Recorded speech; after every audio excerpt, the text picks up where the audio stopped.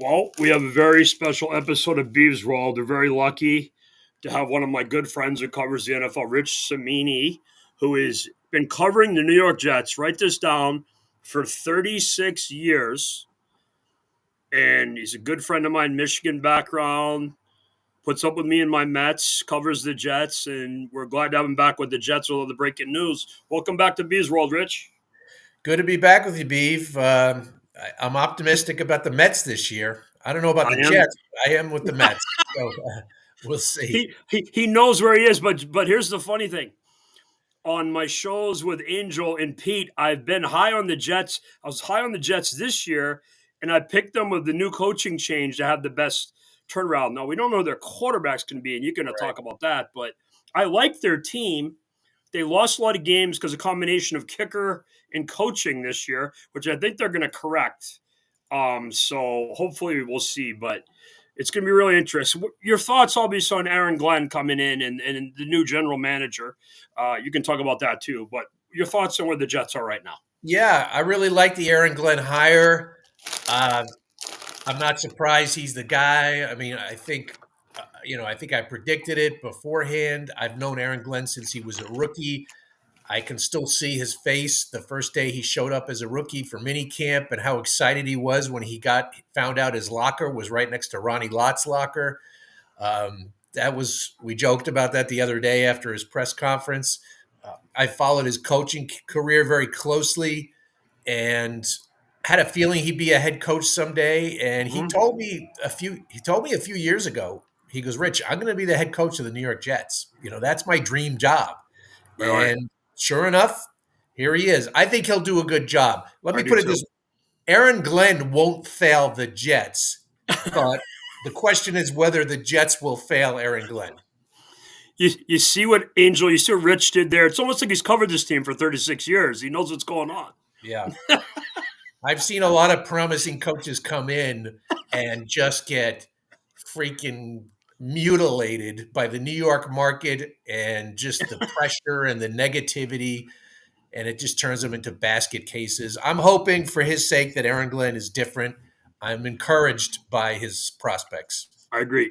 You just walked into it, so I got to ask, who's the biggest buffoon you covered as far as coaching? There's God. There's going to be some There's a names lot there. of there's a lot of competition for that. Well, let's start with Adam Gase. Yes. How about that? I mean, the guy. The I mean, eyes like, he did have some bad breaks. He had to coach during COVID. He lost his yeah, quarterback to mono, for crying out loud.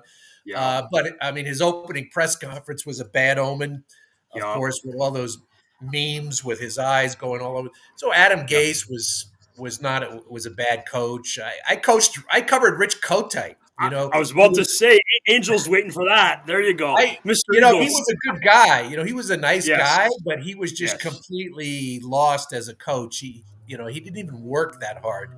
Coaches are supposed to work crazy hours. Rich Kotite worked banker's hours.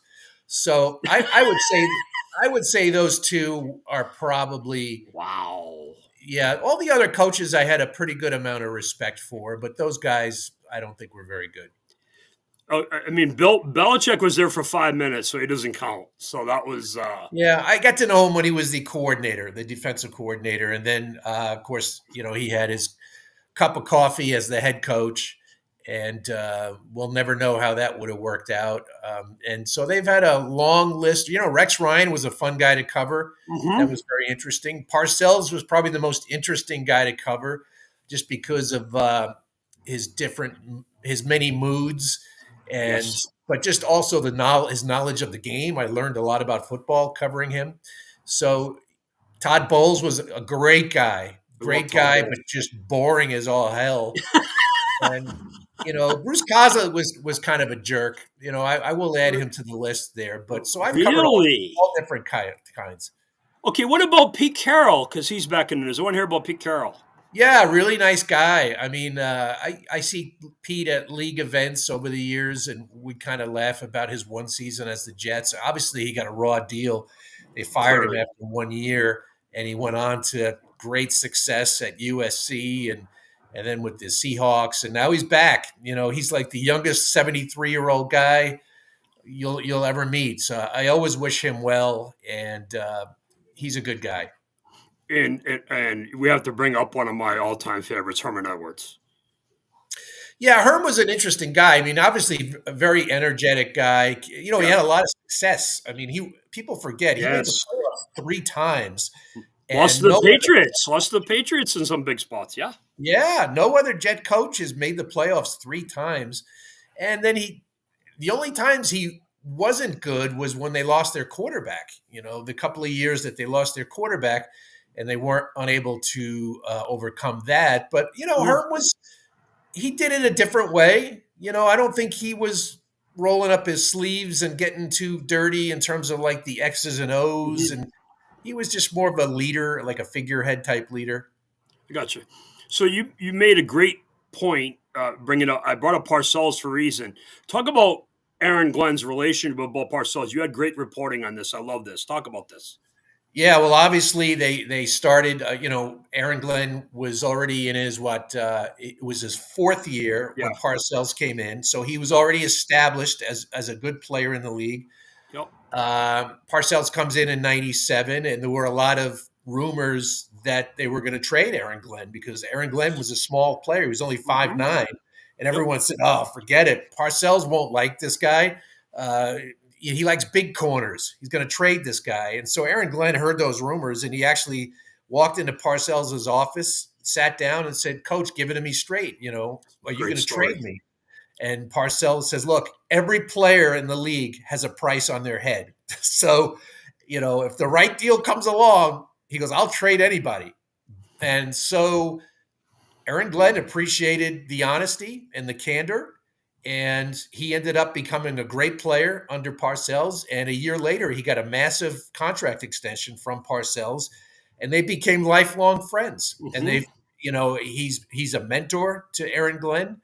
I talked to Parcells the other day, and you know, a lot of times you catch him and he's in a grumpy mood, you know, and you just kind of deal with it because that's Bill. But boy, he was pumped up when I Loves Aaron talked to Glenn. him, just pumped up about Aaron Glenn, and he was just over the moon, excited for him in this opportunity. No, it's cool. I know about this stuff because we have Dan Campbell here, who's also a huge Parcells guy, and Yeah, Aaron Glenn, and they talk about Parcells all the time. yeah, And those are his guys. Yeah, yeah, and it's great.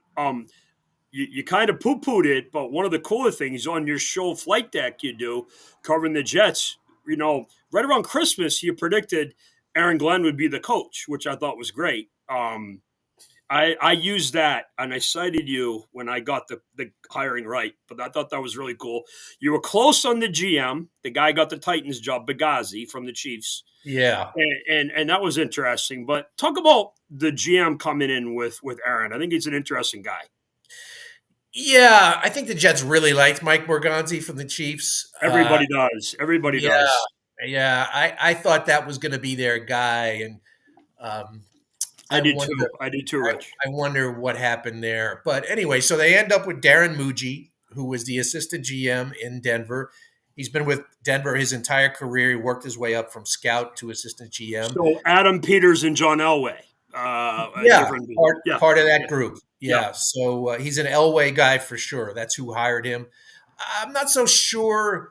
I mean, then Peyton came in to run the Hmm. entire program. So Hmm. um, yeah, I mean, he's an interesting guy. You know, the thing is, Beav, when you're hiring a GM who's never done it before, you don't know.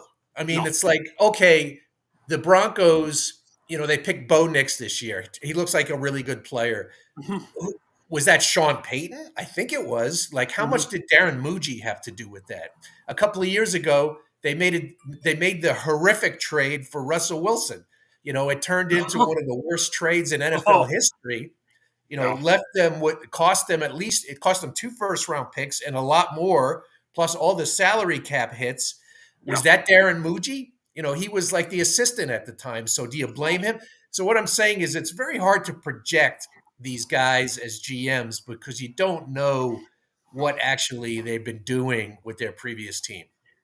No, you made a really good point about the Russell Wilson trade, and it was around the same time the Watson trade with the Texans and the Browns. And both of those organizations and your team, you talked about earlier with Coach Edwards falling apart when Chad Pennington got hurt. When the Right. quarterback situation goes bad, and this has happened with your team forever, or there's an injury, it screws everything up. So you got to get the quarterback right. Here's Denver got it right. The Browns really haven't recovered from Watson, even though Barry there, the general manager, is very good. You got to get the quarterback right. And Yeah. the Patriots clearly are learning this. Now they looks like they got it fixed with Drake May, but it's strange in the AFC East. Going back to when you took over and started working in the division, the Jim Kelly, Marino, and we had Tony Eason and Ken O'Brien, the Patriots and the Patriots and the Jets. And the Jets and Patriots kind of had trouble. We got Bledsoe, and then that Brady guy came up, and he was okay. And it's interesting to see these teams chasing the quarterbacks, and obviously the Bills are in a good position with Yeah. Josh Allen and the Dolphins with Tua, who's kind of hit and miss. How do you see the division? I know we're going into free agency in Right. March and the draft and so forth. How do you see this division right now as we head towards the? I would be concerned about the Bills. I have major questions about the head coach. I'm not a fan, and Well, he's a good regular season coach. this I'm not. this generation's Marty Schottenheimer. Pete, is that what you're saying? I mean, Oh, that's Pete, Rich. I'm sorry, Rich. There you go. that could be a good comparison. Yeah, I mean, yeah, in terms of heartbreak and postseason disappointment, I mean, Mhm. yeah, that could be the Bills. And He's a Marty well, lost to Elway. Marty lost to Elway and Tommy in a lot of big games. So yeah, that's the other yeah. thing. Marty, some heartbreakers. Oh The yeah. drive, and then he had the fumble with Ernest Biner, and so Oh, yeah, I think I was actually at that game. I may have covered that game, believe it or not. okay. But so yeah, I mean, McDermott. I still think the Bills are the best team in the division. Mhm. Everyone says, "Oh, they're gonna," they can't withstand all this heartbreak. They still have the best player in the division. That's Josh Allen, and I thought they would beat the Chiefs this time. I picked Buffalo. I thought they'd be able to get over the hump. Silly me Mhm. for betting against No. Patrick Mahomes at home. Yeah. So they're still head and shoulders above the next team. I think Miami would probably be the next team. Uh, then probably the Jets. The Patriots have the key parts. They have a good coach now in Mhm. Vrabel, and they Yep. got a promising young quarterback in Drake May. And the Jets don't have a promising young quarterback. They have an older quarterback. And as a head coach, we don't know. I think he's going to be a good head coach. We just don't know. So I think the Patriots could take a leap over the Jets. Now the Patriots roster needs a lot of work. I mean, Oh yeah. but they have a ton of cap room, Mhm. and they have a high draft pick, and they could really flip that in a hurry. And so clearly the Bills are the best team, though. So, Rich, with reading the room from a distance, and we saw when you guys were there, Aaron Glenn had, I mean, tons of questions by you guys. But Oh yeah. the one thing he was getting more and more annoyed by, it seemed like it just everybody wanted to know what was going to happen with Aaron Rodgers, and he just kind of kept letting it go and letting it go. Said, "If let me just answer it to you guys." The next person basically that asked me the same question, I'm going to give you the same answer. So. Everybody's waiting around to see exactly what's going to happen with Aaron. Aaron Mhm. kind of left everybody in limbo, just oh, well, we'll see when the head coach comes in, when the new GM comes in. How much is Aaron Glenn going to put up with it? Even without the GM being in place, all the coordinators being in place, how much do you think he'll put up with before finally he'll tell Aaron either you're in or you're out? Oh, I think they'll figure that out pretty quickly. I think before free agency starts in March, they're going to have that settled. Kind of Uh, have to. yeah, they're going to have to figure out a plan going forward.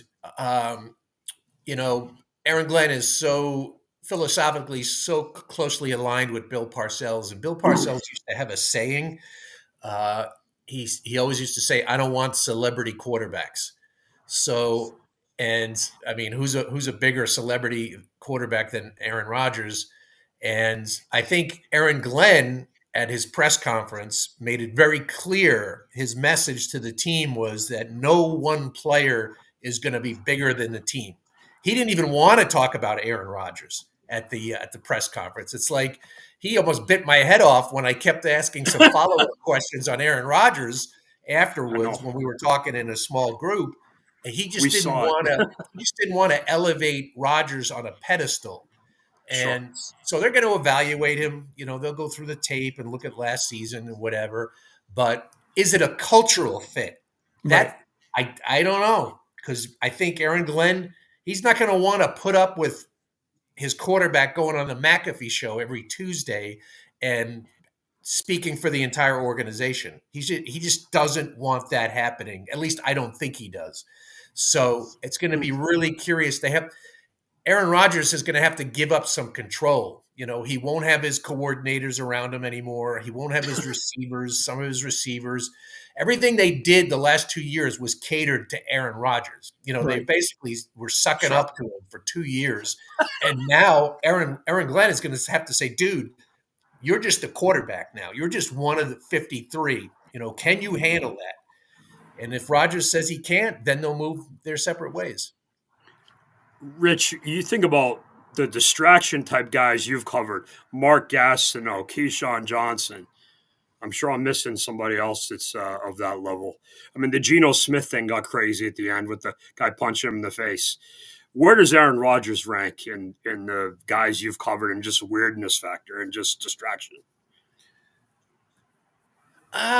He wasn't like a negative distraction. I mean, like other players, like guys created negative headlines sometimes. Keyshawn Johnson would complain about not getting the ball, and that would be a negative headline. Or the Geno Smith thing, that was a negative headline. Rodgers didn't necessarily make negative; he just made headlines. And now he did say some very controversial stuff on the Sure. McAfee show, about, he had the vice presidency thing. He had all his beliefs about, vaxing and anti-vaxing and the Jimmy Kimmel stuff. That stuff made negative headlines for the Jets. But in terms of like football stuff, I could recall only one instance where he like called out a teammate. It was the Mike Williams thing on the Monday night game this year And then when they he traded him like 2 days later. Yeah, he basically that was the end of his Jets career. But so Rodgers just creates headlines because of who he is and the platform that he has on the McAfee show. Sure. Other than that, he's been fine. And that's, to me, that's where the problem evolves around, is that he's, and Jay and I talk about this all the time as well. I understand, you're a celebrity status. I understand you're probably going to be coming to the point of, going into the Hall of Fame when that comes around. But Mhm. how much is it? Because it just seemed like the last 2 seasons, especially this season, it was more about him, less about the team. Then you come Mhm. up with a Netflix special to almost tell Oh, everyone in the world, oh, Yeah. by the way, I am going to keep you in limbo, because in the end of it, it was like, well, do I hang around with this organization, or do I just decide to say, you know what, I'm out and I figure out what I want to do in my next life? Yeah, I mean, the one thing we haven't mentioned here is that, Rodgers may not want to play anymore. You know, I mean, he made it pretty clear at the end of the year that he was undecided about whether he wanted to play. So, you know what Bill Parcells says? Bill I Parcells. know, Yeah, I know if what you're he talking said. about retiring, you're retired. Yeah, that's kind of So ironic coming from Bill because he talked about it every year. Uh, but it's a fair thought. it is I funny. don't know if he wants to play. Some people say he doesn't want to go out. After Mm, a 5-12 season, he's so competitive. I mm, see that, but I also see the other side. I think he played well, especially in that last game.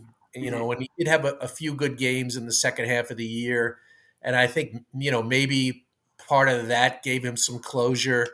He doesn't have to prove anything to anyone, uh, and so I wouldn't be surprised if he decides to retire. I wouldn't be surprised if he just says, I don't want to play for the Jets. I want to go somewhere else. Because I think playing for the Jets was an eye opening experience for him. I think there were parts about it that he didn't like. And he didn't really go public with any of those parts, but I just think he realized, it's a dysfunctional organization, and I think that dysfunction was jarring to him, especially coming from a place like Green Bay where everything is so stable. It's like the same Yes. GM, the same coach, everything's the same. And then he goes to the Jets, and it was like, wow, this is culture shock. Angel, I don't know if you saw that Rich actually just made headlines. He called the Jets dysfunctional. That's never been done before. Well, because and how much do you actually put up with Rich as an organization? It's a year after year after year. Believe me, when Rich Kotite was around with the Eagles, it was the same way. It's like how much.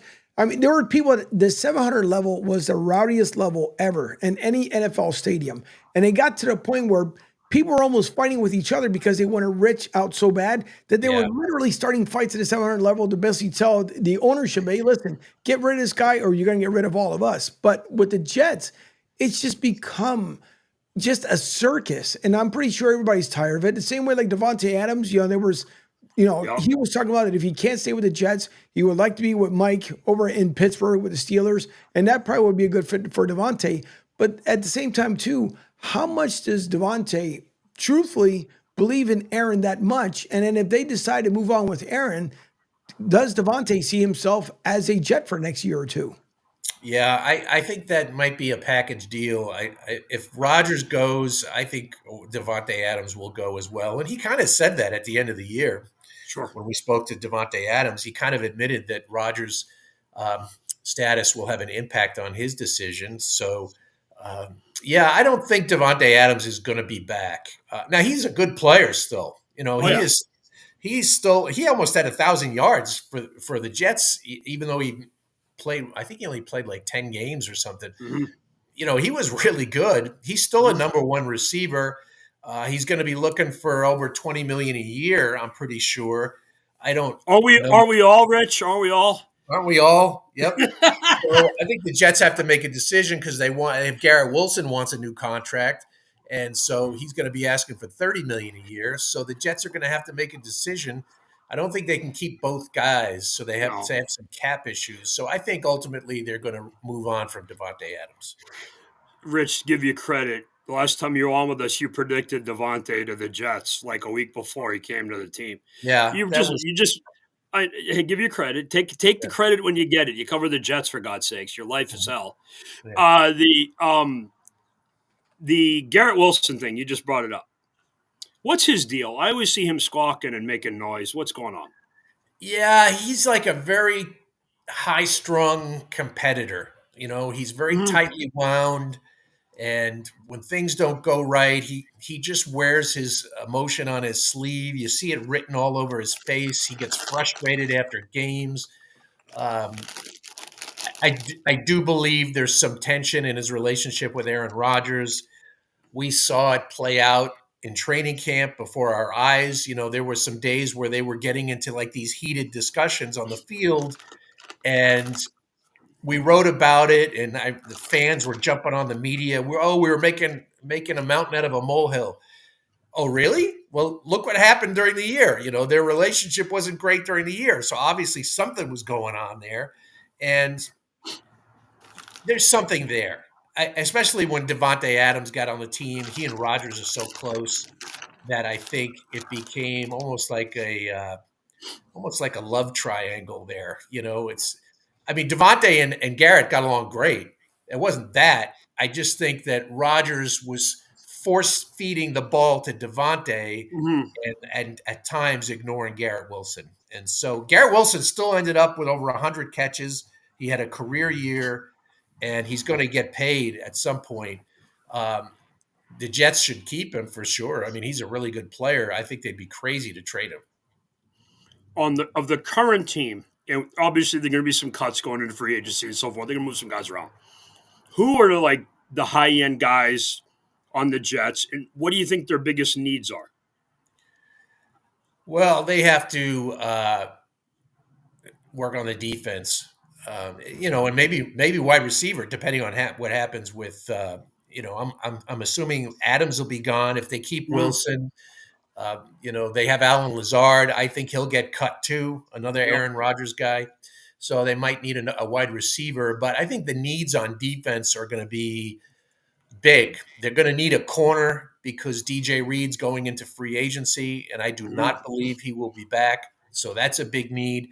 They need another defensive tackle. They need a big body in the middle of the field to put with Quinnen Williams. Last year, it was a weakness for them. So I think they're going to need that.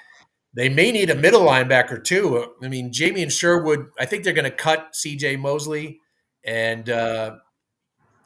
they have they had a good replacement in Jamie and Sherwood, but he's a free agent now this year.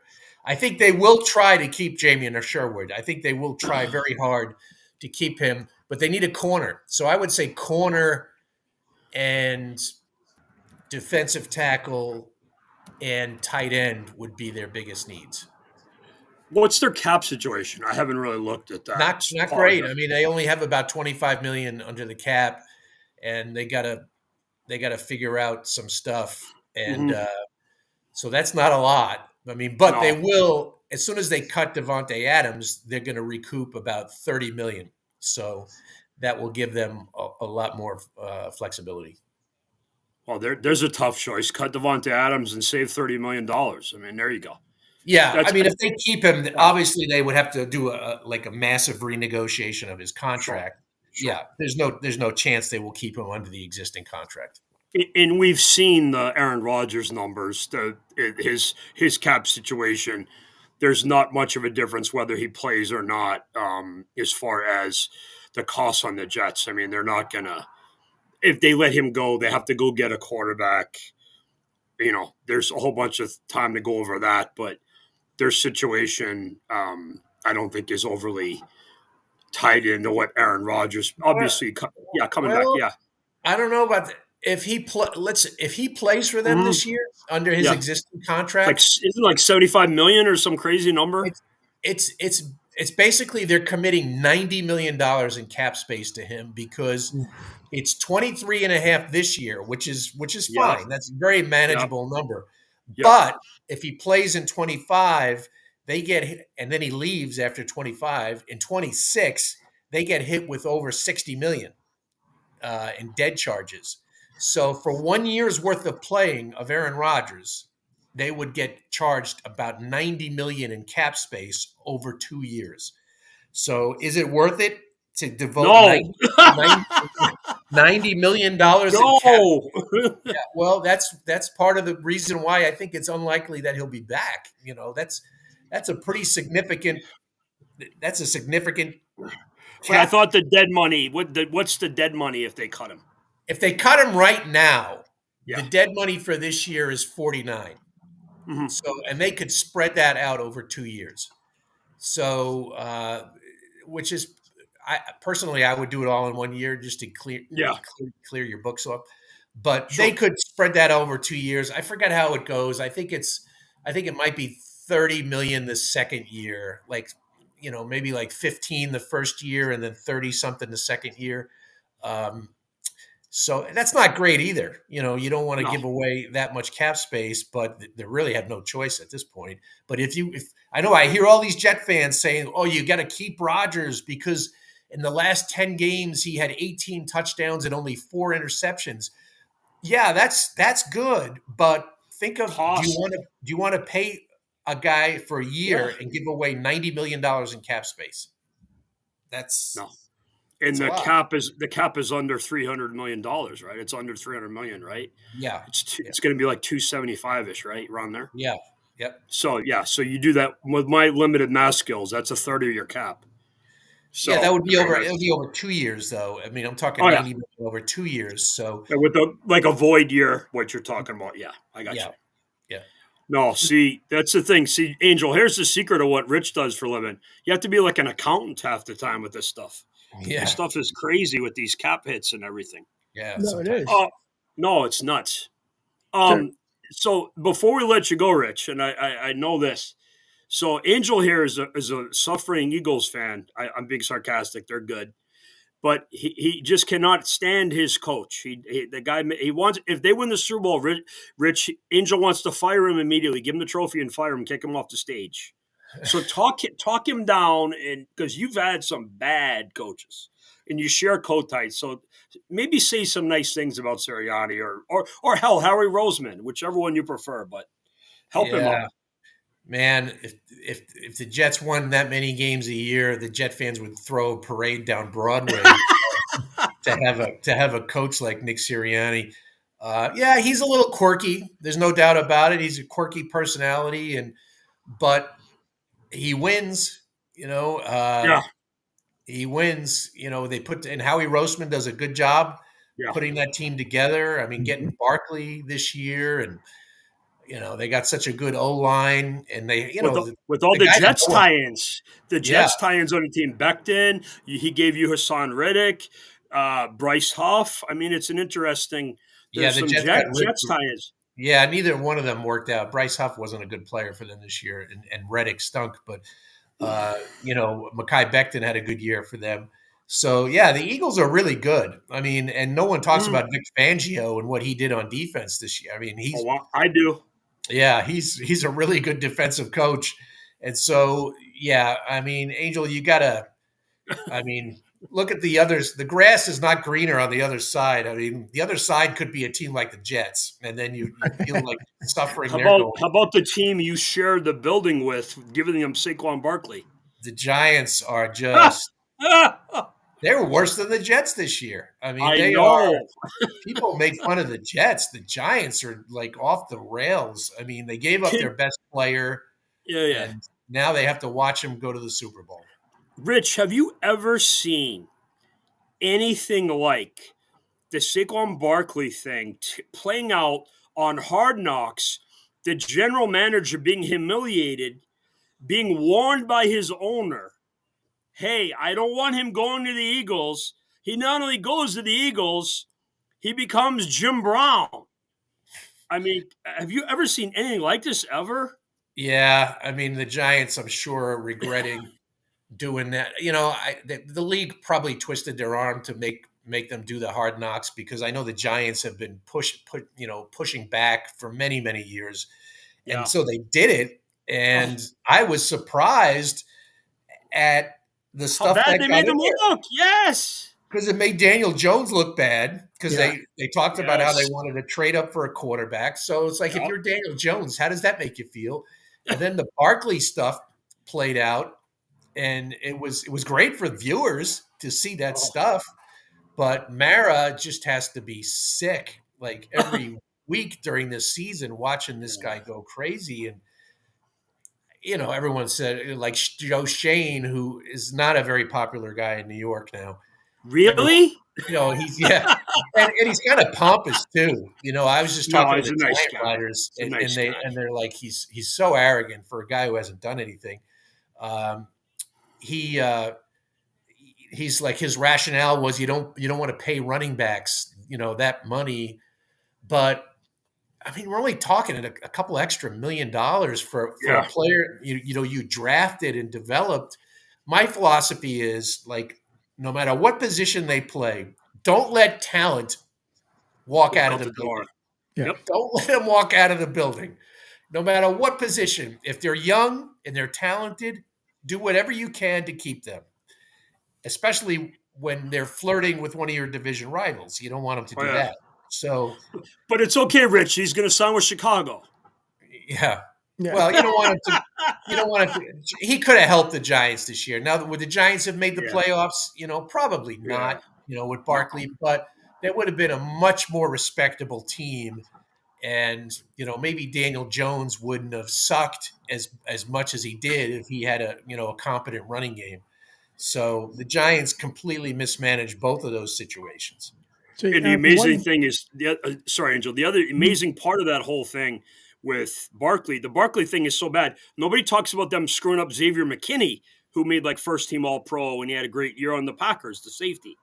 So it's like Rich. I think it's funny your reaction covering the Jets. I mean, hey, people make Yeah. fun of my team. Look at this clown show over here. Yeah. So it's pretty funny. All right, cool guys. I got some Jet news I got to tend to right now. So I I think they know. just think they just hired their defensive coordinator, Steve Wilkes. Oh, So Yep. I'm gonna have to jump on that. Sure, There no you go. problem. Thanks, Good Rich. hire, Rich. Congrats, buddy. Thanks again. Great talking to Appreciate it, you Rich. guys. Thanks, Take care. Rich. Bye-bye. Bye now. All right, there goes Rich. As always, it. Listen, when you're the man of the hour, the man of the times, the journalist doing stuff for ESPN, that's what ends up happening. You're when you're called upon, you call the action and you get the job done. But no, I mean the one thing which I was going to mention to Rich as well is that the whole thing with Nick has always been like all I wanted is just own up. That's it. Just own up. And last season, it was just when the talks were made with Nick Sirianni and they decided we're gonna give you a second chance, and here's what's gonna happen. You had this, just my opinion. You had the entire offseason to come back to the fans and explain exactly what went wrong, say what you have to say, and then say, hey, listen, come next season. The Lorries will give me, he partially, and I mean a 25% of it said it. The Lorries, they gave me a second chance. Howard gave me a second chance. We're going to do this right and we're going to get it done. But you wait until after the NFC Championship game to finally say something about it. And to me, if you're a head coach, talk to the fan base. Eagles fans are not idiots. They're not dumb by any means. They may do dumb stuff during, celebration time, which we've seen. But nonetheless, it's one of those things, Beav, that you have to just own up to the screw up that you did. And I think come preseason this year and then going into the regular season, a lot of people wouldn't have been as upset. But it's just you hoped and you prayed for the most part that we had the season that we've had. That's what ticked me off the entire season. Like you should have come out in the very beginning. Screw your flower speech and this, that, and the other. Just come out and say, listen, last year was really bad. Let me give you a breakdown of what went wrong. And then after the meetings that he had, halfway through the season, it's all right, let's knock it off. Let's knock off the tension, knock off everything that's going on in the room. We are now focused upon being a team. Let's go out here and win the Super Bowl. At least they righted that ship, which I'm happy about. But I'm hoping that come the Super Bowl time, that after all this was said and done, and now ESPN this morning said, well, the Eagles picked the green jerseys. We already know the teams that pick the white jerseys are the ones that win, 70% of the time. Well, not true, because the Eagles went with the green jerseys against the Patriots. And how did that work out? Just fine in my book. Thanks, Angel, for making me feel better. Who would they beat in that game again?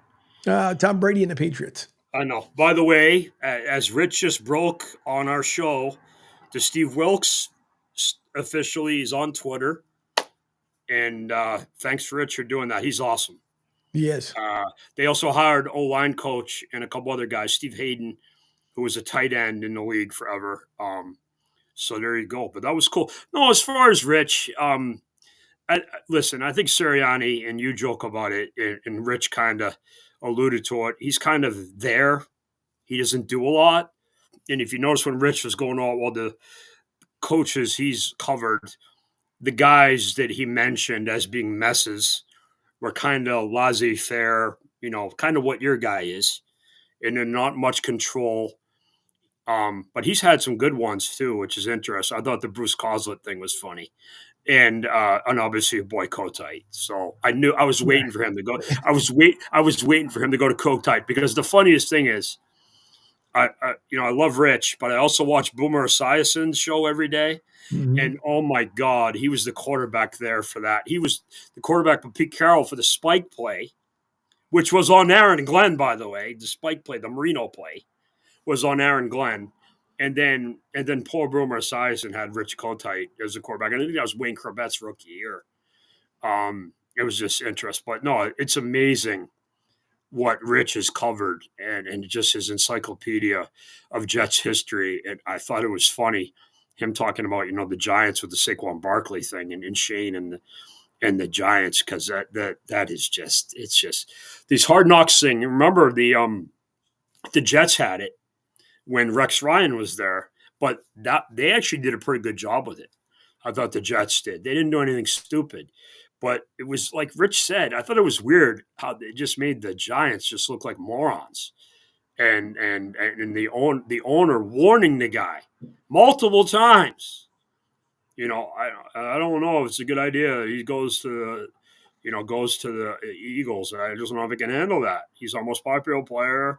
Da da da da. and just the way he talked to Mr. Mara, I'm like, does he know who that is? That first of all, here's the good rule: don't piss off the people who pay you. That's a number one rule. Sure is. That's like rule 1, 2, and 3 in Beav's world. So, but no, it's crazy. I, I I just think wish I wish we could have got his pick on the Super Bowl. I think he's kind of liking your Eagles, Angel. I From think so. listening to him. But who was it? One of the 49ers. Who was our holdout this year? I'm drawing. Debo Samuel.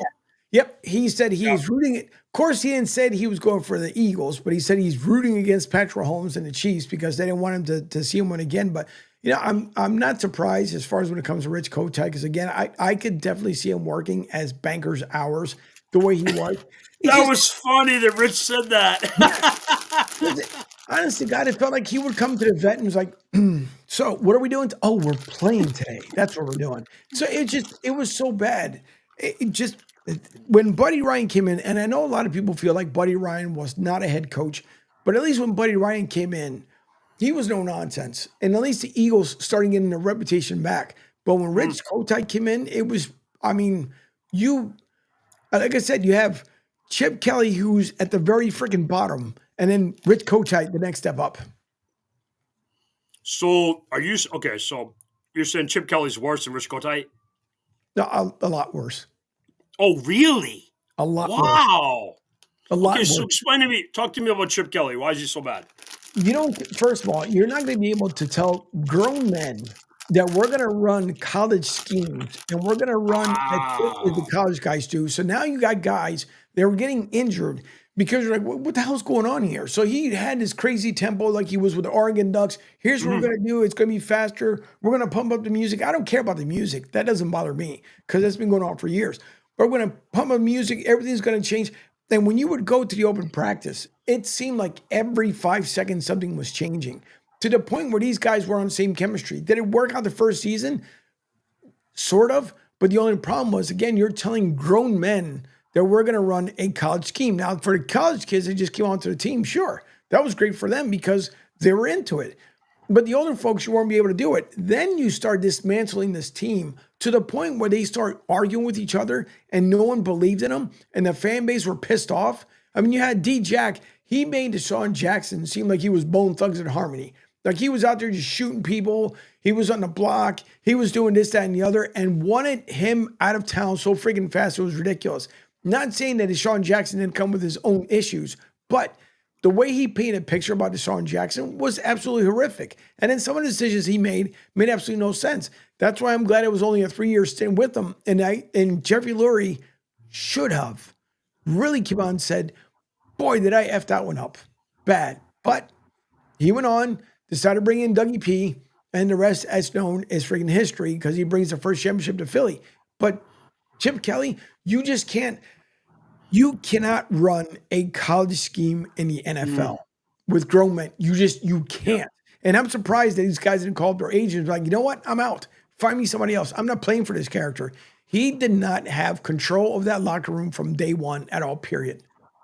He's trying to get back to the league. He's talking to the Texans and a couple other teams. What's up, Joey B?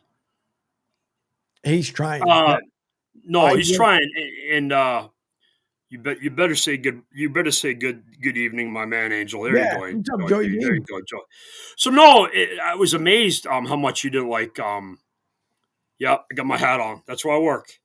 No, it was interesting. I would have never guessed you said that Chip Kelly did. No, he fired my buddy John Mendelkoff, the scout who works for the Herd on. He's got his own podcast on the Herd's network. So, but no, it's interesting. The Kotite thing. Help me out with his background. Was he like what was he position coach for the Eagles when they got hired? When he got elevated from Buddy Ryan? Yeah. What was he? Did he come from the O-line or special teams? Yeah, O-line. I know he wasn't a defensive coach because they had Jeff Fisher and they had other guys that were there. So no, it's interesting to see. But no, that's cool. It was funny, and I love Rich's insight with the Parcells stuff and obviously Aaron Glenn, and I knew a lot of this stuff because Dan loves him, Coach Campbell, and Aaron Glenn loves him. Aaron Glenn to me is a huge loss for the Lions. I don't think Ben Johnson is going to be as big a loss as people think. I actually think Goff's at the point where he knows what he's doing to an extent. I'm not a huge Goff guy. You all know that. Right. But I think he should have enough of a idea what he's doing. He's been in the league 7-8 years now, and he should have a good feel for what's going. But it's Angel always looks the same. His lighting is always good. His background is fine. Joey, wake up, drink some coffee, get Duncan Dad to send you something. So no, it's interesting. That's why I like having the guests on. You never know what they're going to say. I mean, No, especially held the first. Well, we've had the first show you and I did together was the night Pete Rose died. Yeah. So that was crazy. No, it was great that Rich did that, and he's a good guy. I mean, you covered that team for 36 years, you better be a good guy. So yeah. I mean, that's not exactly. I'm waiting for the Mets news to break because I think they're going to bring Alonso back finally, and I think Pete's going to fire Scott Boras. I don't know what I want more, him to fire Scott Boras or him to re-sign with the Mets. But that should be. If I'm Steve Cohen, hey Pete, here, an extra $5 million if you fire Boras. So that would be funny. But no, it's interesting as far as your game goes. As the we'll talk more about the Eagles and Chiefs. There are a couple of things I look at. The Super Bowl rematch, but the teams have changed. I think the Chiefs are more well-rounded. They run the ball a little better with the Kareem Hunt and Pacheco and those guys, and they're more of a running team. Offensive line is just okay. The receiving room is just okay. But I think your Eagles have really turned it up with the running game, the physicality, with the power of line with Saquon and Hurts, and they still have good receivers. A.J. Brown and Devontae Smith and Goddard. And your defense has changed with all the Georgia guys. But I think it's really interesting. 2 of your top 3 corners are rookies. And then you have, Gardner Johnson's back and Blankenship's the undrafted free agent. Now, here's the weird thing. The Nakobe Dean injury with Burks playing. If you understand who Burks is, and I do because my business partner Kathy's a huge 49ers fan. And if you remember last year when Dre Greenlaw hurt his leg coming on the field during the second quarter, I believe, at the Super Bowl, and he tore his Achilles, Burks had to go in the game. And he is a very limited space player. He's a good running straight ahead blitzer and run stopper guy. He's not a cover guy. So what do you think Andy Reid made him do? Andy Reid attacked him and made him cover. So Coach Fangio, who Rich talked about and I always talk about, I think he's a really good coach. So does he try to hide this guy, Burks? Because Andy Reid's going to find him. Right. Andy Reid, the bigger part of why they won that game was the Bills were asleep at the end of the game, and they allowed Pirine to catch that ball on the dump-off pass, and they let Mahomes run around the lot way too much. So I think how you defend the Chiefs is hard to do, and then Andy Reid just adjusts and he finds the hole, and he'll attack somebody like Burks. So, real simple, cover guys playing the run, running guys covering. That's a lot of it's what Tommy did for years with the receiving backs and the slots, and to a lesser extent Gronk, who there's really no matchup for. So it's interesting to see, but I think that's something to look at, that they're going to attack in. To a lesser extent, I think the Eagles' offensive line situation with Cam Jurgens, where he's going to be. Now they got 2 weeks, so things should be better. Jerry, you'll be on. We'll have it up online, but Rich was phenomenal. You never tune in the Beavs World for me. You turn it on for other people. There you go. But my ugly ass is here every night. So when we're here, Monday and Wednesday, and then I'm on with Angel on Fridays, and I'm with Pete on Tuesdays. But no, Rich was great.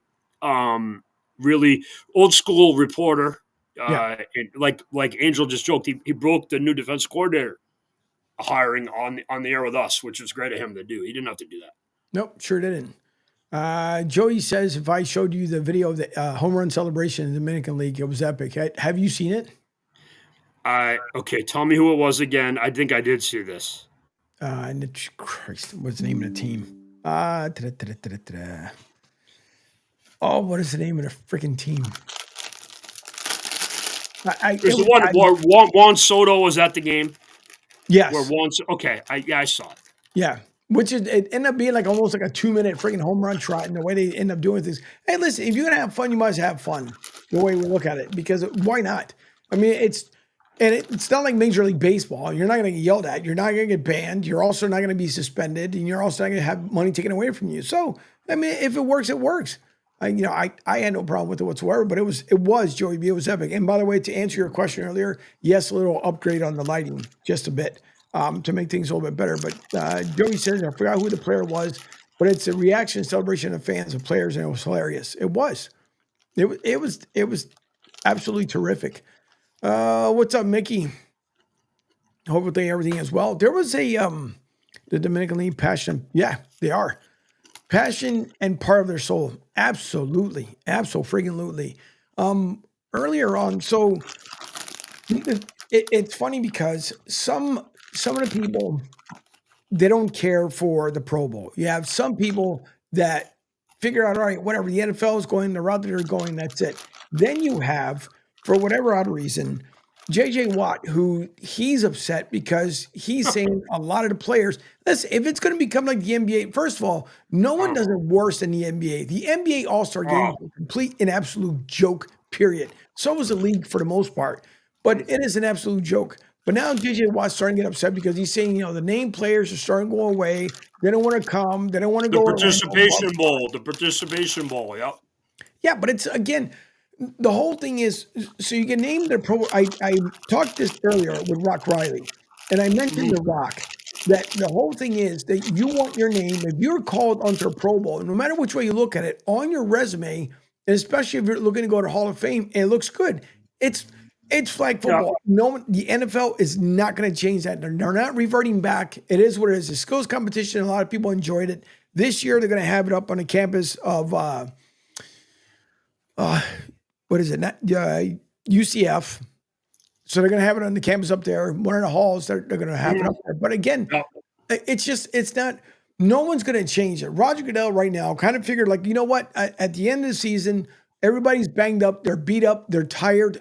Let them go out there, have the competition skills, have fun with it on Thursday, practice on Saturday, play the game on Sunday, basically call it a week before the Super Bowl. But the more the guys get pissed off, it's not changing Goodell's mind. No, it's interesting. You make a great point about the NBA, and it is what it is. But I like, I'm just very down on the NBA, and I mean, God forbid a poor guy like you has to watch 76ers and Joel Embiid and Jimmy Butler's running the Heat now. Just it's not a fun league, and I grew up a Celtics fan, and the Celtics are really good. And I just don't have time. It's not something.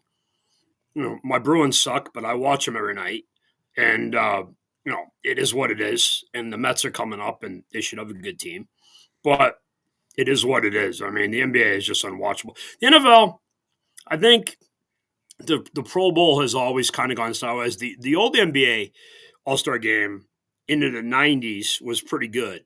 Mm-hmm. Up until, like the end of like Kobe Bryant and Allen Iverson, because those are competitive games. Back when Larry and Magic and Michael and Isaiah Thomas and Charles Barkley and all those guys. I mean, Charles Barkley had a game. I think we had like 25 rebounds in the All-Star game, and it was fun. But the NBA it's all.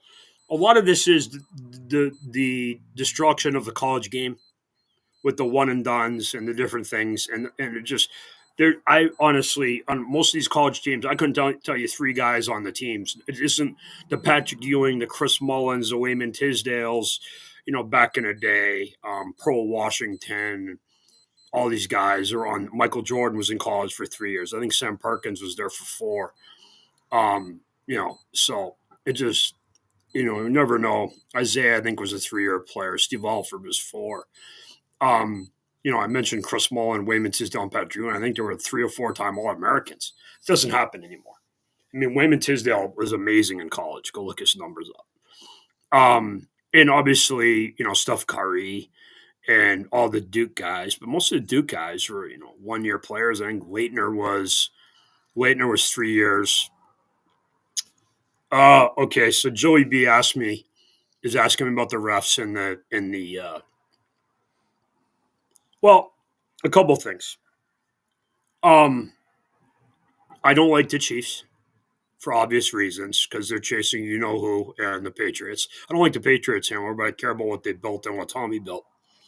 But if you're going to beat the the Kansas City Chiefs, you have to know when to go for 2 points. And I still can't believe McDermott twice he did it, screwed it Yeah. up.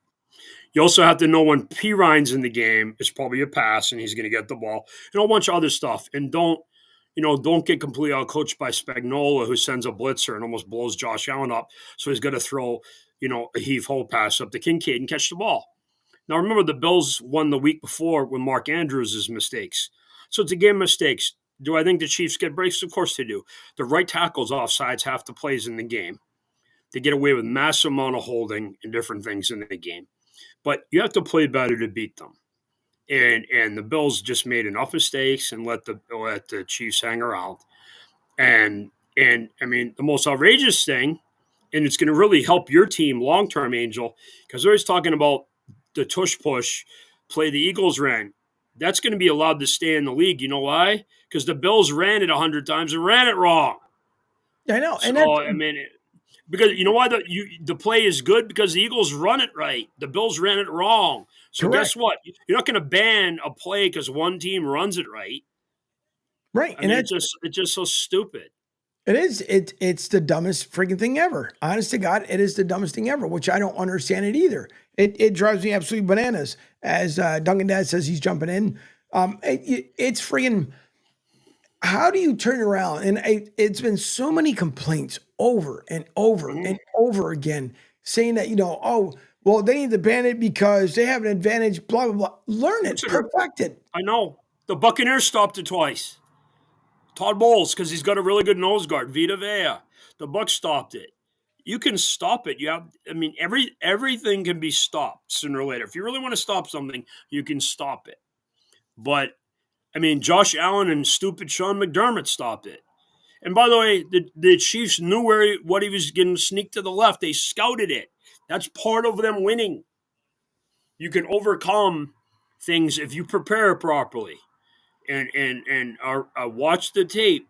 They will because Josh Allen's used to being I'm 6'6" or whatever he is, 240 pounds. I can sneak over in this way instead of running the play properly.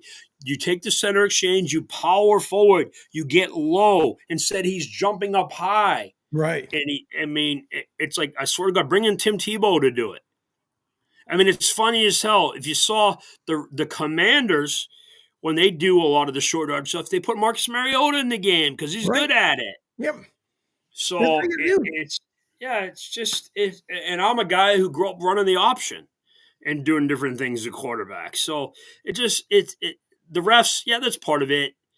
But again, it's if the Eagles play their best game and play as good as I think they can win this game. They're going to probably win this game. I'm going to probably pick them. But, if they only hand the ball 5 times to Saquon Barkley, that's on them. You have to come out and play your game and play well. The whole key to the game, to me, honestly, is both lines of scrimmage. And I think the Eagles are better at both lines of scrimmage. The Chiefs are used to having severe advantage with their front seven, their D-line guys, Chris Jones and friends, against the offensive line. Well, the Eagles' offensive line is really good. They just punked the Rams, who have a really good front seven, and the Commanders, who got a really good front seven. So, now Chris Jones is going to be inside against Becton and friends, and that's where your injuries are right now. But also remember, the Chiefs' offensive line's a mess. That's why Joe Thuney's playing left tackle, and those guys will be against the good pass rushers for the Eagles. Now, what's the Brandon Graham news? What are we hearing there, Angel? The Brandon Graham news. Is he going to play, or is he not going to try to play? No, he's not going to try to play because he's going to come back next season. So it doesn't make any sense to really try to re-aggravate an injury. It just, I wouldn't think so. And so far, nothing's changed. I mean, who knows? We are still a week away before they even head down to New Orleans. So that can end up changing. But from what I understand, I know there was a teasing story about it, but nothing has changed that what I've A lot noticed. like Aiden with the Lions, where Aiden was going to come back. Yeah, Correct. But yeah, other than that, I haven't seen any changes that he is going to end up coming in. It would be personally, I think it would be kind of foolish if he chooses to do so. They're going to be just fine, I believe, defensively. I mean, you got guys going to be down for basically 2 weeks, light practices. Everybody knows they don't go heavy on practice, especially when they're at the host city. They don't, I mean, it's all light workouts, 15, 20 minutes. I think the last one is like, Shells, basically, yeah. And the last one's usually about a half hour because there's more time that's spent talking to the media than anything else. No, it's going to be interesting. I think this is going to be a really good game. I really do. And I hope the Eagles win the game. But I have a hard time overcoming Sirianni versus Andy Reid. I'm sorry, Angel. I know that hurts your heart. Yeah. I'm being very sarcastic. You could bring in Busty the donut guy. He would hire him over Sirianni. But no, it's going to be interesting. It's going to be a good game. And also, we got the Senior Bowl and other things this weekend. I've been watching the Senior Bowl practice. I'm a geek with the scouting and the draft. I'm on our lads and Mel Kiper and everything else, and I love the draft and Daniel Jeremiah's, the Mel Kipers, and the Todd McShay's, and all these guys. The mock drafts, and obviously the Patriots have the 4th pick, and the Lions, I think, is 28th. In the Bucks, all the teams I watch. That's one of the things we should down the road talk to Rich again about the draft with the Jets. But the Aaron Rodgers math, that's pretty crazy. I had the number with the 90 and the 40, and I said it was around 65. So I was in the ballpark with the cap. I hadn't really looked at the Jets, but I knew that the cap hit was pretty outrageous for him. 49 and a half. I think it's under. I think it's going to be an under game. Was it 4.5 over under? What do you guys think? I'm leaning towards the over with an indoor game, but Fangio's defense might slow down Mahomes. I think it's going to be under. I don't think it's going to be over 49. I think it's going to be like 27-20. Yeah. I don't think it's going to be, unless for some odd reason the Eagles take it to the house and some crazy knockout 52-10 game. I don't see it. But unless something like that happens, that's the only way it's going to get over. But I mean, that's what the Bucks did to them. The Bucks beat the hell out of them. Sure did. So, I mean, it could happen to the Eagles. It could perfectly happen. I mean, you got Saquon, who no one could stop. Let me knock on wood before I say that. But right now, I mean, he's looking good. So, hey, Angel, it's okay. He's going to the Bears. So, yeah, no, no. Rich's explanation for that was pretty good, coming from the Jets, a Jets guy, and he's watching the Giants just look like clowns. Oh yeah, and the owner warning. Can somebody explain that to me? How Mr. Mara hasn't fired him out of a cannon? I mean, is there any other NFL team that would tolerate that public humiliation? And the owner warned you, and he was very precise about it. He explained him. He's very popular. He's a good player. Him going to the Eagles will be bad for us. No. He's going to go to the Bears. We have Daniel Jones. Like, I've told people this. Steinbrenner would not only fired him, he would have brought him back for Old Timers Day to have him be booed. I mean, it was, and like tarred and feather, like Gladiator. Oh, you're not entertained. It's like I couldn't believe that show when I watched it. I thought Barkley was going to have a good year. I didn't think he was going to do this. And I've had him in fantasy 2 of the last 3 years. I didn't have him this year, but I had him the last 2 years. So it's just to be that wrong publicly. And the other thing that was hilarious is his own son sitting on his couch. He asked his son, what would you do with the draft? He said, trade up and get Jaden Daniels. Yeah. It's like the public humiliation of this guy. And from what Rich said, I guess he's kind of a jerk. So it's kind of funny. That's And, good. and that's why, yeah, and that's why people don't like to do that show. You show your receipts and your decisions on a lot of this stuff. And, if you look at all the running backs who changed teams, and Rich's point about don't letting good players leave, well, the Titans let King Henry go. The Raiders, who don't have a lot of good players, let Josh Jacobs go. And Barkley left. You guys a couple years ago let Miles Sanders go. The last time you were in the Super Bowl, and he's gone. It hasn't really worked out. But you see, the running back position has kind of been diminished. The Rams. The Rams have gotten by with their younger guys, but the 49ers traded for McCaffrey, and he was an elite player at the time when they did it, and he really helped them go far. But it's nuts when you see and think about that how bad that is for the Giants. I mean, and there's memes and stuff like Rich said. I mean, it's just making fun of that stuff, and you know, he's used to covering nonsense. The Aaron Rodgers thing, and how he explained the Aaron Rodgers thing, was really interesting because it was almost all off the field stuff outside of the Mike Williams thing, which I'm glad he brought that up because he got the guy traded. And it was interesting, the McAfee stuff and just the because he got a comment on everything, being the vice president, the vaccines, and I don't care about the political stuff. It's a distraction, but it's not a distraction. Anything, I'm a big Bill Parcells guy, and Rich talked about this, the celebrity quarterback thing, and anything where your players are talking about something that's not football is bad. And hey, did you see what Aaron said on a show? Or that's stupid. And then you got Garrett Wilson, who's kind of a whack job as the receiver with Devonta Adams, and they just added to it. But man, that's just it's never a dull moment for these media guys. And the Patriots version of Rich is my buddy Mike Reese, and he's the same way. His phone's going off all day. I mean, Kathy and I had him on a lot on Beast World back in the day, but it's the Patriots are so irrelevant. We don't even need Mike on. Dum dum.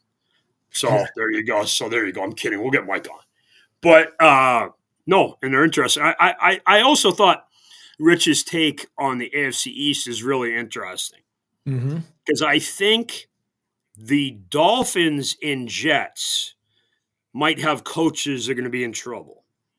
And obviously the Jets have a new coach, and he's like a living legend there, like how Vrabel is.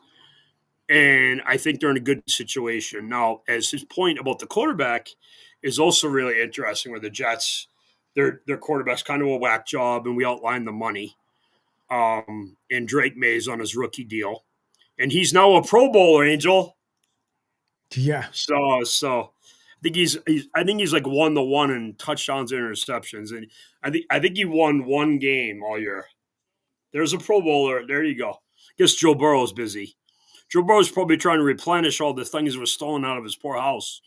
So I mean, and Trevor Lawrence is hurt, and Lamar and Josh Allen aren't going to go play. And who else is left? Who else? I mean, we can just send Bo Nix. Yeah. And the weirdo in the Titans who he puts mayonnaise in his coffee. Will Levis. There's another one. Justin Herbert's another one. Justin Herbert could be available to go. But it's pretty funny to look at this thing and just have an idea of what's going on. But I'm excited for you, Angel. I'm excited for you and your Eagles. I am as well. Again, as I felt confident going to the NFC Championship game, I'm feeling confident the same exact way. Well, you really didn't. You were kind of nervous. I thought you were kind of nervous. Well, because part of it is you can look at your roster and then you see who your coach is and you want to jump out a window.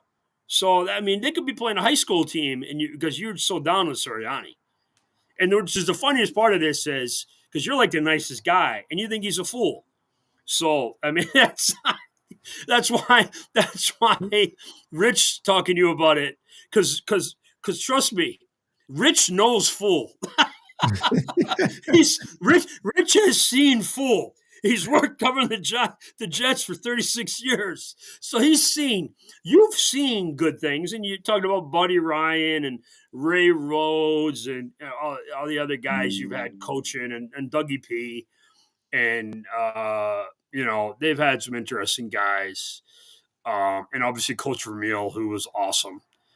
One of my favorite people in all sports, but you've seen the good and the bad. But the Chip Kelly stuff for me was fascinating. I knew he was bad, but I like that to say the following: this guy makes Rich Kotite look good. Yep. Isn't something you hear very much. There isn't. Well, Jerry, I think Josh McDaniels will be a good thing for him, and more importantly, Mike Vrabel. I think Mike Vrabel will get him some help. The whole key to the Patriots, and I continue to say it, is the Crafts have to spend money. They've never really done it, and please don't insult my intelligence. I know more about the Patriots than you. What's going on with the money and the situation? They have to address the O-line and the receiver room. And basically, I say this to everybody, no matter what team you are. Angel, when the Super Bowl's over, look at your Eagles roster, write down 6 to 8 things you think you might need. And in free agency in the draft, if the team addresses these, whether the guy is a great player or not, you can be happy. For every Jalen Carter, you got that 3-name wide receiver guy you drafted that sucked that you got rid of. And what's the guy's name? You know what I'm talking about. Whiteside or whatever the hell his name. What was the guy's name? The 3-name guy. You dropped him like the second round. And so that's what you got to do. But then you replaced him by bringing in Dotson from the Commanders. Everybody's got bad draft picks. Not every guys. 199 Tommy and Kurt Warner was undrafted. There were other guys who were undrafted who were Hall of Famers. So we'll see. But Yeah, you're just when it comes to the draft, I mean, other than Dallas doing a terrible job, but I mean, you're not going to. Everybody knows there's a certain chart you want to run with, and if guys become available, sure, they move up, they move down. If they feel like there's a need or another guy drops down in the second round late, it's another thing as well. But not every single time you're not able to do it. Now, Howie, on the other hand, if Howie doesn't do well in the draft, somehow or another, he's able to make a trade that makes you really wonder how the A.J. Brown one, the A.J. Brown trade after he screwed up the wide receiver they took on. Yeah. So, I mean, there's things that he's been able to do to get away with. And, that was the other thing, too, with Chip Kelly. Chip Kelly decided to tell Howie Roseman, go to the basement. Your office is now down in the basement, like it was an office space. And I felt bad for Howie because no one heard from Howie for the 3 years that Chip was around. So basically, Howie's resurrection to make this team better was because of Chip Kelly put him in a corner and tell him, no, my team, I GM, I do what I want. And that failed. Oh, so I wasn't aware. So Chip was running everything and he demoted Howie. Oh, yeah. Howie basically. Oh, my God. Yeah. Oh, my God. I mean. No one, it was just such a bad deal altogether. I couldn't stand it. But in the end, when the fans told Jeffrey Lurie, we're not coming, and this is the difference between smart fans to other fans, just like Sixers fans, you guys should know better. When Josh Harris tells you or your team, don't congratulate the Eagles because he owns the Commanders, listen, there's not many times. He did that? He really did that? Sure did. Wow. Yep. And by the way, his 76ers are a mess because of Embiid. And you and I talked about this. That team's a mess. Josh doesn't care. All he cares, I said it once he bought the Commanders, his entire focus should sell the team. Right. Yep. So if Jeffrey Lurie buys the Boston Celtics, guess who's becoming a Boston Celtics fan? This guy right here, because at least he wants winners. The Sixers, you just keep doing the same garbage after year. Same garbage, same outcome, same lunacy. So Josh Harris doesn't care whatsoever. He just doesn't. And it's rare that I ever say anybody to friggin' F off, but he's one of those clowns. I don't care for Josh Harris. I really don't. Because the Phillies, Flyers, and the Union all congratulated the Eagles. And because you got your ass beat by the Eagles, you mean to tell me that you're telling your team who supported this team for many, many years and vice versa, don't congratulate them because my Commanders lost. That's your Commanders, whole different division, whole different league. So I don't like the dude. And all he's going to do is make things collapse. So if Sixers fans were smart, they would not show up down there at the Wells. They shouldn't show up at all and just boycott the team because basically that's telling you, F you Sixers fans, I don't care about you. All I care about is those dummies down on the other side of 95, which just gives me less respect when it comes to the Commanders because of the bonehead that they have in charge. So he's become, unfortunately, Dan Snyder Jr., not with all the harassment and everything else, but equally as stupid. Yeah, why would you be that tone deaf? And by the way, the Eagles are so much bigger than the 76ers in Philly. It's not even close. I mean, going back to the Dr. J, Moses Malone, Maurice Cheeks, Bobby Jones team back in the Andrew Toney and those guys. So that's nuts. I mean, that's just silly. Be like the equivalent of making fun of Pat and Geno's in Philly. Exactly. I mean, it's just so stupid. I mean, but that's a great point by you about Jeffrey Lurie trying to buy the Patriots. No, the Patriots Celtics. Because he's from, he did try to buy the Patriots, by the way. Mr. Kraft got him. Yeah. But he's a New England guy. Mr. Lurie is. Yeah. So it's interesting to see. But no, I would no. If I was advising Mr. Lurie, and I'm sure he watches your show, Angel, but they need to get the stadium situation inundated from the Celtics because if you understand the Celtics, they rent from the TD Garden where the Bruins own the building. Right. So they share the building. They're a tenant. It's very much like how the Clippers were with the Lakers when they were sharing. The Flyers. Yeah. There you go. So you're saying the Wells Fargo Center, the Flyers own it, right? And the Sixers rent it. Okay. It's the same thing. So it's interesting to see what happens, but Mr. Lurie would be a very good owner for the Celtics. I keep saying the Patriots. I'd like to see Mr. Lurie buy the Patriots. Sure. And that'd be the end of him owning the Eagles, obviously. But, sure would be. Yeah, but no, he's a really good owner. I like the owners that spend the money and invest in the team, like my guy Cohen from the Mets and your Eagles. Lurie, he's very good. And that's amazing to me. They allowed Chip Kelly. Did they have any idea how good Howie was when they allowed Chip to kind of bulldog him like that? That was crazy. That's because, again, they thought he was a hot hand since he had won with Oregon and blah, blah, blah. It's the same. The hot college guy. The hot college, like kind of what Pete Carroll was. Correct. It's like Matt Eberflus, but even worse. Matter of fact, Ritz Kotite, Matt Eberflus, then Chip Kelly. Okay, did you see who just hired Matt Eberflus? Please tell me the Cardinals. Oh, no, much better. In the Cardinals? The new defense coordinator for the Dallas Cowboys, I believe. Oh, my God. I got to double check. I'm almost 100% sure. I got that message. Remember when I messaged you and Pete about the Schottenheimer thing when it happened? I'm looking at it right now. Yep, he's the Cowboys defense coordinator.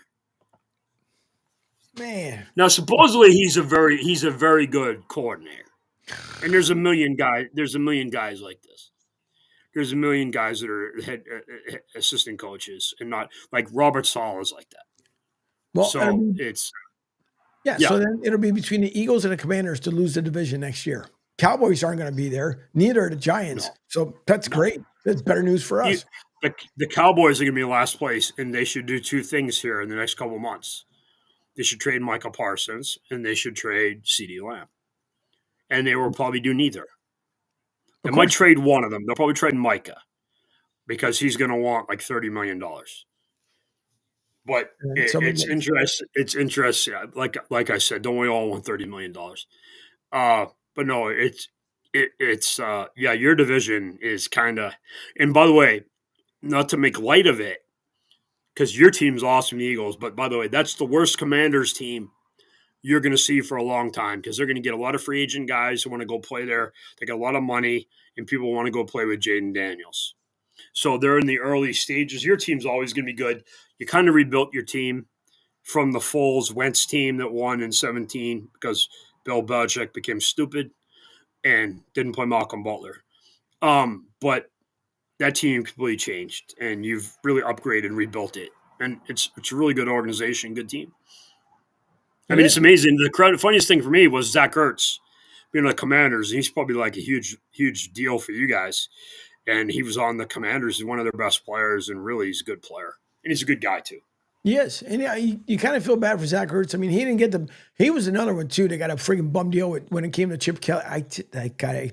God bless any NFL team that want to bring that freaking bozo on. But whatever's, whatever. And, yeah, do whatever you feel like. But I can't stand that freaking jackass. But I felt bad too for Hurts a little bit, just a little bit, because as far as return back to the link, because the last time when he was there to celebrate was obviously with the Eagles heading off to the Super Bowl. And I'm quite sure he probably wanted it in a way, even though it was nothing against Nick Sirianni. But, when the organization turns around and tells you, we're going to keep this guy and we're going to go ahead and let you walk.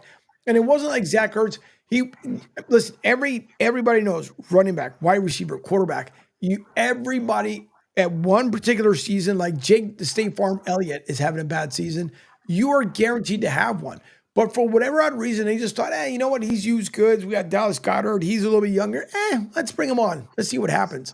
And I'm not complaining too much about Dallas Goedert either. Is he? Will he ever be? Yeah, he's a good player. But he will never be. If you told Zach to take one for the team, he would. That's the bigger difference. And not saying that Dallas Goedert won't, but he definitely would take one for the team. And you tell him to go across the middle and you're about to get nailed, okay. If it's enough for him to win and move on, sure, that'd be the case. But we shall see. Yeah, if you're Zach Ertz, you're being replaced by Dallas Goedert. That's not as bad as, say, being replaced by Jimmy Garoppolo. Oh, wait a minute. Cool. Yeah.